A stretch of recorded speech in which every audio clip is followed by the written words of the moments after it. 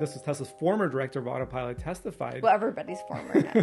Tesla's sending a driver assistance update to your car, and it has nothing to do with FSD. And some new Model Ys are getting a 60-plus mile range boost with just a push of a button. Plus, Tesla's Supercharger team is getting dismantled. But what does that mean for the Supercharger expansion? Let's get right into it. Okay, so let's get right into it with these new software updates that are going to be coming. Looks like they were discovered by the hacker Green the Only, which we've heard about a lot. He's one of the biggest Tesla hackers out there. And it's basically the cars are going to be getting new voice commands. Voice assistant. So we have voice commands, right? When you press the scroll button on the steering wheel, it activates it and you can tell the car what you want. Now you're going to have a personalized assistant that'll speak to you. There's going to be a wake word involved as well. So what exactly is a wake word? So when you think about Alexa, you say, hey Alexa or hey Siri, these sort of triggers are wake words for those devices. And that's exactly what Tesla's going to have. There's no word on exactly what that word is going to be to wake up your Tesla, but it's going to be fascinating to see what they come up with. So what do you think it will be? Any ideas? It could be Hey Grok. It could be Hey Tesla. That's Grok would be make sense, but I feel like Elon's not going to do that. Yeah, it's going to be like something funny. Or maybe he'll let you choose. Knowing him, it'd be like, Hey 420 or... Hey 69. Yeah, it'd be like something kind of like, What do you guys think it'd be? And what do you want it to be? Put that down in the comments below. And this will give you features to control your music, your wipers, but you can say the Hey word essentially, and then have the car do what you want it to do on command. It's always going to be listening in that sense for that particular set of words. I saw that they said that it's going to be Microsoft's Jenny Neutral voice. Yes. What voice is that? Yeah, not to be confused with Jimmy Neutron, but Jenny Neutral. Yeah, Jenny. Is it a neutral voice? Because when I typed in Jenny Neutral, it came up gender neutral voice, which I don't think is what it is. I'll play it for you. I have it pulled up. Immersive Reader in Microsoft Edge simplifies a web page layout, removes clutter, and lets you customize your reading experience in Windows 10. So it's neutral. It's a neutral. It sounds very similar to Alexa. Yeah. Yeah. Okay, and then also with this update, we're going to have some more features like teen driver style features. Yeah, additional features there for restricted driving options, limiting speed and such that are already in place, but enhancements based on the source codes that Green the Only found. That'll actually come in with 24.14.3. So that's the version that we're looking forward to. No word on exactly which models. What are we in right now?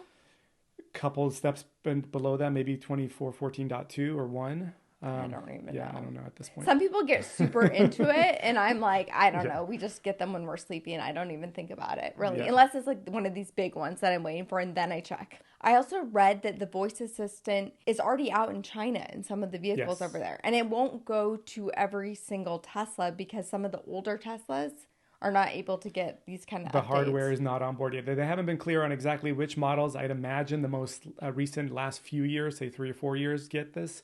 But there's a chance that those, 17s, 18s, 19s may not. Yeah, I've read that it was vehicles with AMD processors, so MCU 3. Okay, so that might be 2021. Yeah, so not the older Intel-based MCU 2 cars. Okay.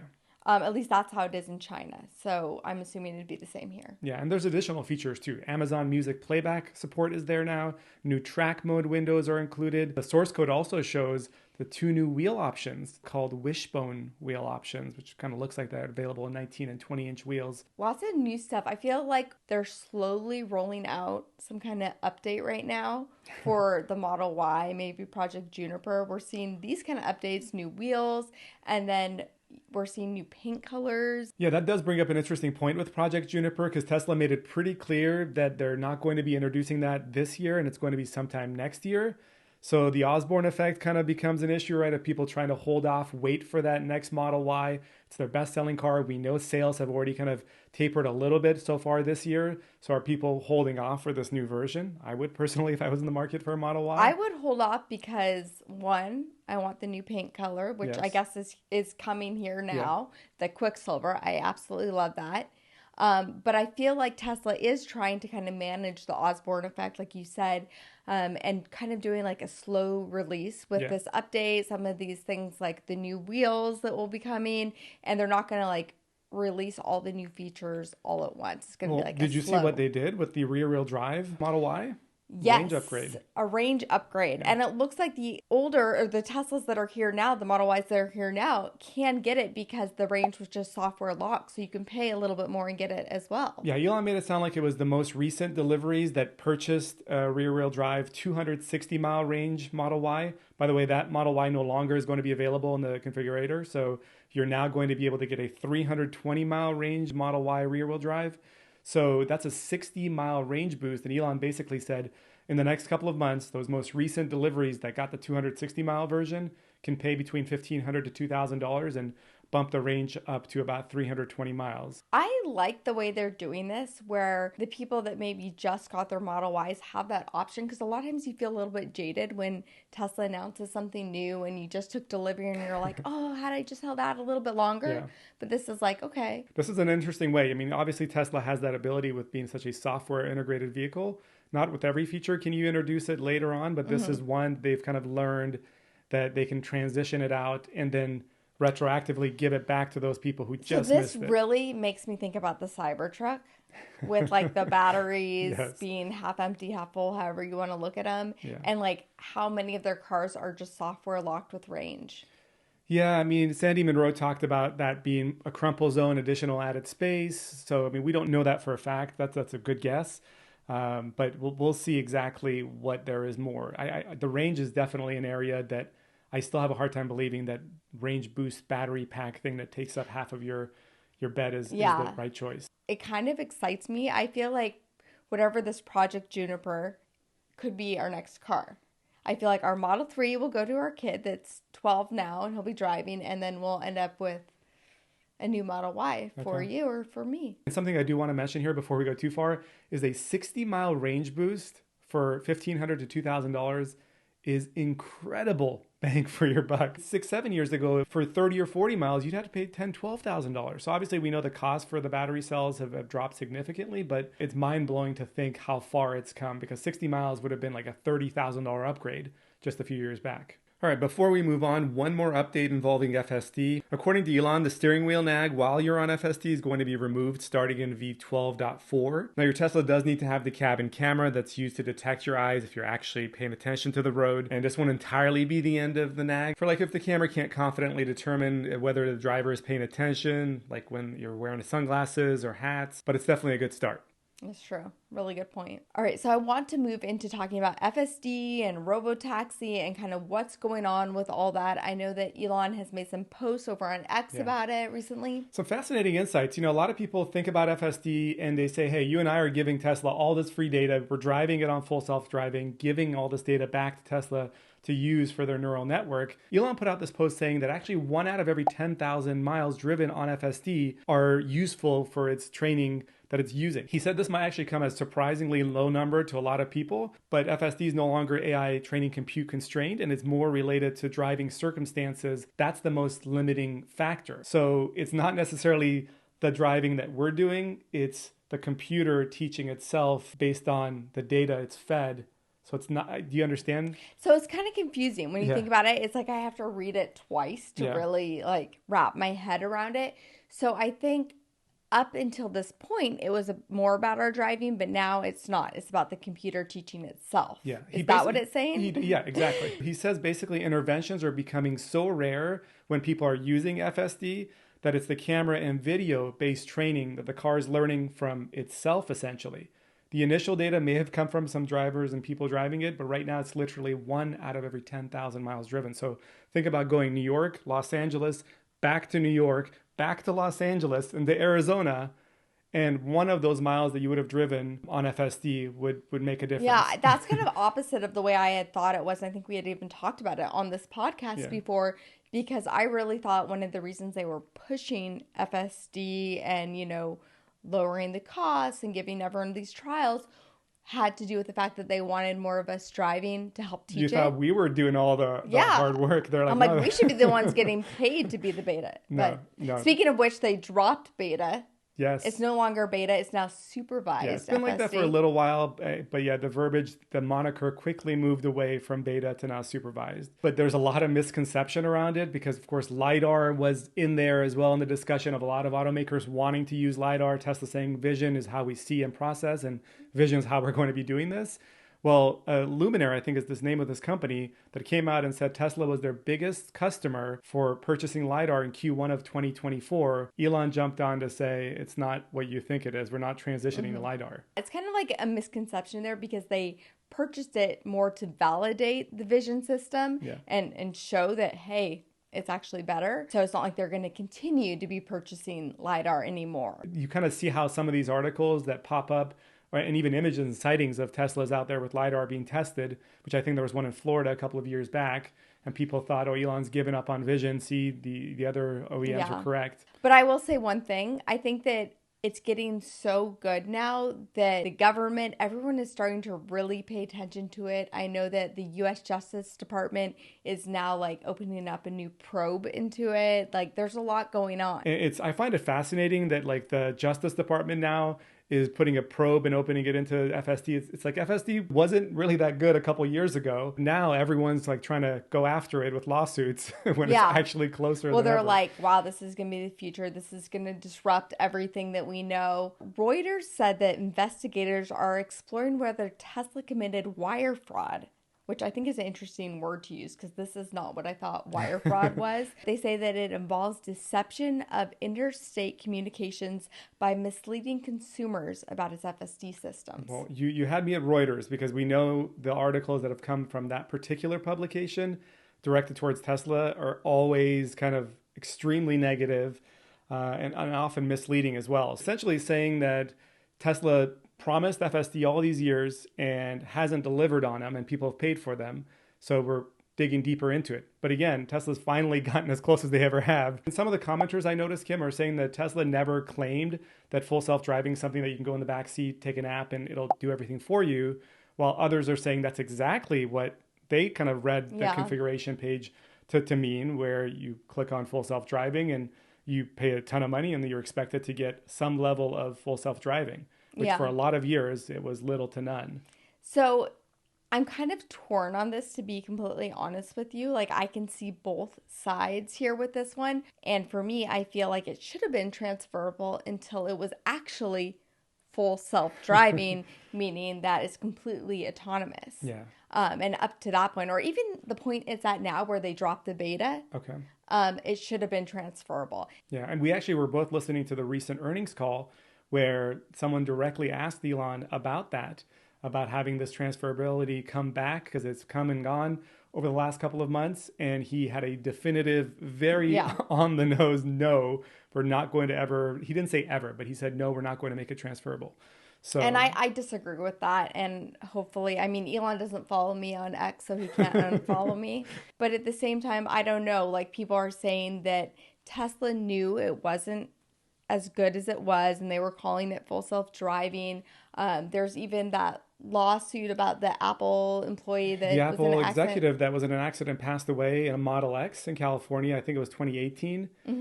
Actually, Tesla's director of Autopilot testified. This was Tesla's former director of Autopilot testified. Well, everybody's former now. Testified against Tesla. So they basically used evidence from a 2016 video that's still on Tesla's website that shows a Model X full self-driving. This was in a version that, of course, wasn't really available to anyone until very recently. Now we've kind of been able to see the car do these kind of things. But this was in 2016.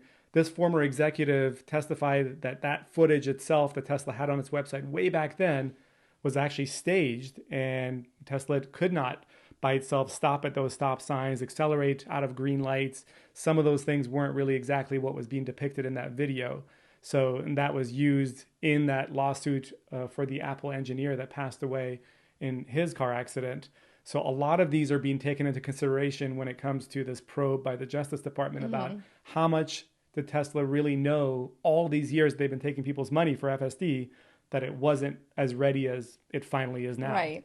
Now, Tesla could say that, like, that video is to say what it will be capable of at some point. And it's sort of like the whole thing with concept cars, right? Like, you go to these shows, you see these concept cars, and, like, they're saying what could be the possibility, not necessarily what is. But then, on the other hand, you know, you could say, Elon keeps saying, by the end of this year, FSD is going to be ready. By the end of this year, we've heard that over and over and over again, that song and dance.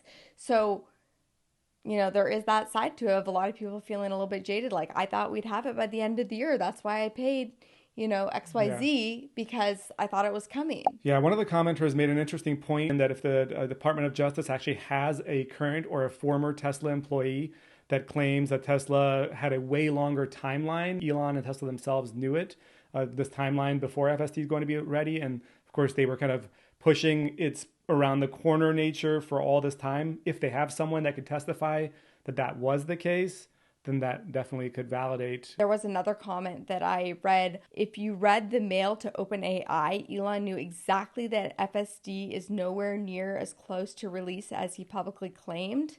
For that alone, he should be convicted, he said.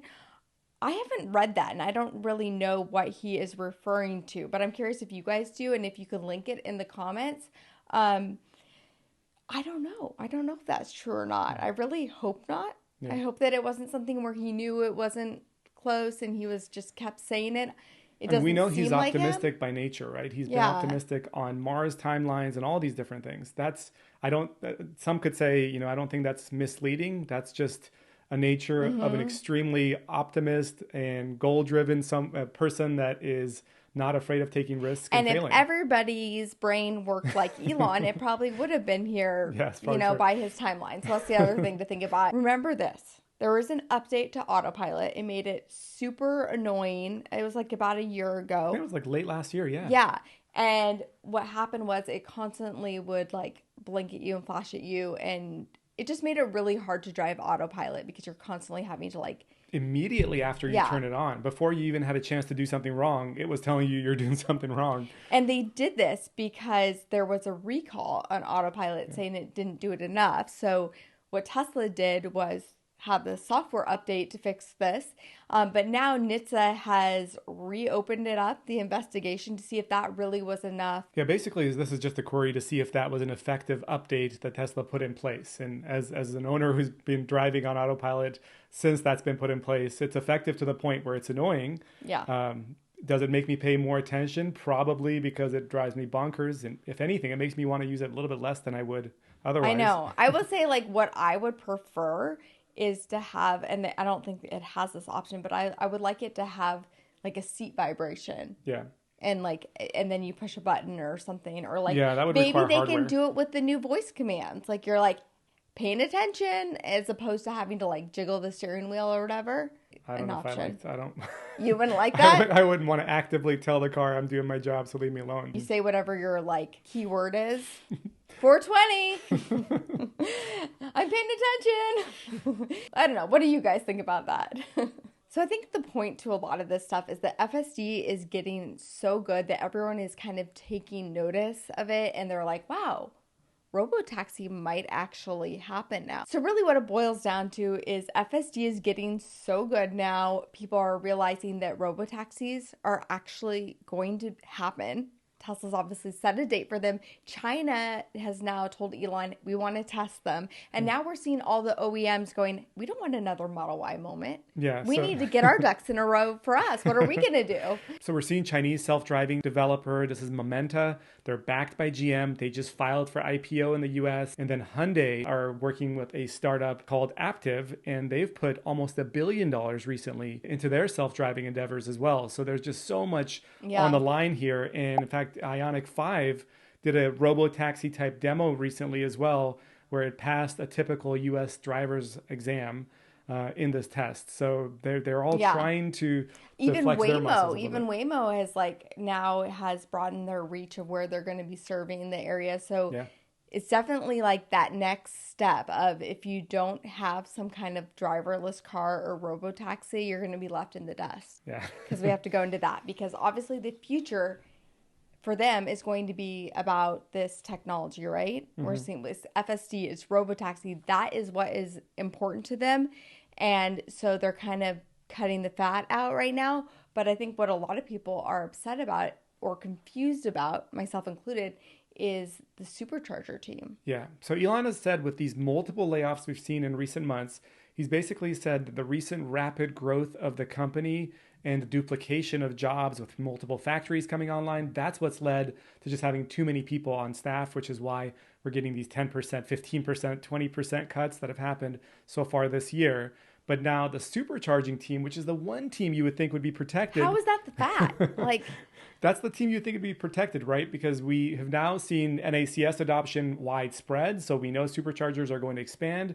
Elon has come out publicly and said the expansion is happening, but at a far slower rate than maybe initially expected. And it's happening in the already existing stations, expanding those versus maybe laying out new ones. Yeah. So we'll see. What does that mean when you have additional EVs beginning to pull into Tesla superchargers? So here is what I am thinking. Like, the only way I can make sense of it is that Tesla doesn't want to be the one to build out all the chargers. They're saying NACS is the North America charging standard, but other charging stations need to adapt that, not necessarily Tesla. Yeah. So there will be more charging stations. It's not necessarily Tesla. They don't want to have the department that is responsible for that. They want to put their resources into other things like robotaxi. Yeah, and maybe there's some white label charging going on here as well. Remember we heard about the $100 million deal with BP buying Tesla superchargers, branding them differently. So maybe the expansion happens with other parties buying Tesla's hardware, labeling it as they see fit. Exactly. So Tesla doesn't need to have the department internally, like themselves, because they can license it to BP or other places, and they'll do it. Yeah, because a lot of people are kind of the OEM supporters were not on board maybe with having Tesla's logo on these chargers that's promoting another vehicle, but maybe GM will have its own superchargers that are GM branded at other third-party stations that they purchase. Yeah. So we'll see what happens with that. Obviously, like, anytime someone gets laid off, it's hard. And a lot of people commit their entire lives and like uproot their families to go work for a new company. And that definitely stinks. And I feel bad for everyone in those situations. I do think we're going to have a lot of new Tesla YouTubers and content creators coming out, because those, a lot of times people from Tesla come on and they know all the goods, and they're able to share it in a concise way and have a lot of interesting insights. Yeah, and if you are out there and you were laid off and you want to join our team and you have any of those insights, please send us a message. Look at Kim on a hiring frenzy. You never know. Might work out. I mean, we had the Iona network coming. That is 7 major car companies that have all grouped together to form this. We're going to have 30,000 new chargers, and that's all NACS. So does Tesla need to be the one putting out these chargers? I think that's like what we're getting at here, is that's probably why they're laying off their team. That's a really interesting point to consider. One of the things I keep seeing a lot has to do with Elon Musk is having these layoffs because he wants more money. His payout package isn't what he thought it was going to be. Do you agree or disagree with that? Yeah, I don't think it's a significant hindrance to his bottom line. I think Elon has made it very clear that money is not a motivating factor for what he wants to accomplish. And so, I don't think at all that pay package is the reason for some of these decisions. I agree with that. And I honestly think he personally has so much money. I mean, even like $1 billion is like an insane amount, right? And he is so wealthy that you get to a certain point that it's like, that doesn't drive you anymore. It doesn't drive you anymore. Exactly. Yeah. But at the same time, they are reopening all that stuff to get him his pay package. But I think what he wants to do with that money is invest it in his other companies, right? Like, that's why he wants it. It's not necessarily for him. And I think also, he has a lot of pressure with a company like Tesla to make sure that it is successful in making money. So he needs to do those layoffs for that reason alone. We also had one of Tesla's largest individual shareholders. His name is Leo Kogwan. I'm probably butchering that, but he's really gone on X and kind of had some rants why he's against this whole payout thing with Elon. And this one really irked me. He said that Tesla's mission to accelerate the world's transition to sustainable energy was just a ruse to suck in naive investors and engineers. Yeah, he's basically criticized Musk, saying that he sold about $39 billion worth of his Tesla stock at the peak in 2021, and essentially calls all of his supporters brainless suckers, and this proposed package is a robbery attempt.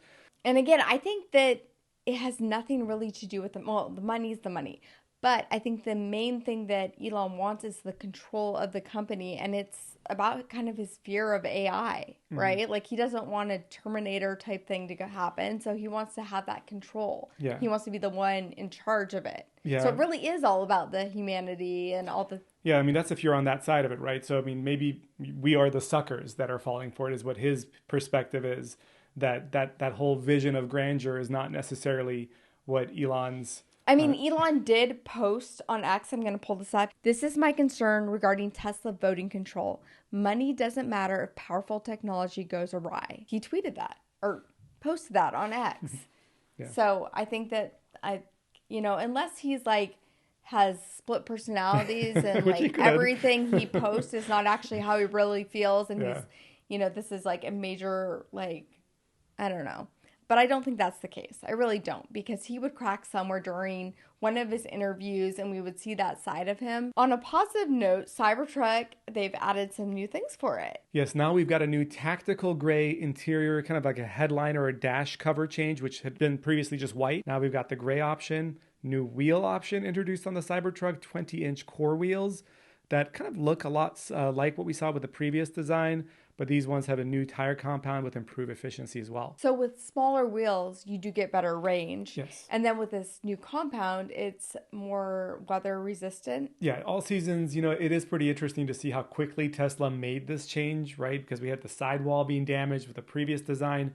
They now have this newly designed version. It is slightly smaller and helps with the range issue as well. And hopefully with some of those layoffs, Tesla will still be able to make these quick changes. All right. Well, that is what we have for this week's podcast. Let us know in the comments if there's anything specific you want to see in our next podcast, or just comment if you want to have a conversation, keep it going with us. And I really want to thank our Patreons for keeping this going. Yes, Patreon members get exclusive content, never before seen footage, early release of this podcast, one-on-one Q&As with Kim and I as well. We'll link how you can get on board here down below. Really makes a lot of these videos possible. So I want to thank some of those members right now. Those are Daniel Rader, MCRD05, Martin Washineski, Jack Stalker. And a big thanks to our highest tier members, Joshua Taylor and Filipos Avramidis. And thank you to our newest member, Drew, for making videos like this again possible. We'll link all what you need to know down below. All right, we'll catch you next time. Oh my God, why does it do that? I'm not sure I understand. I'm not talking to you. Oh, hey Jenny. Can you hear the painters? Maybe. Should I ask them? Speak a little bit quieter. Okay, well, I think it'll be fine. We're getting our house painted downstairs, and we have a little party going on down there. Party down there, yeah. Okay.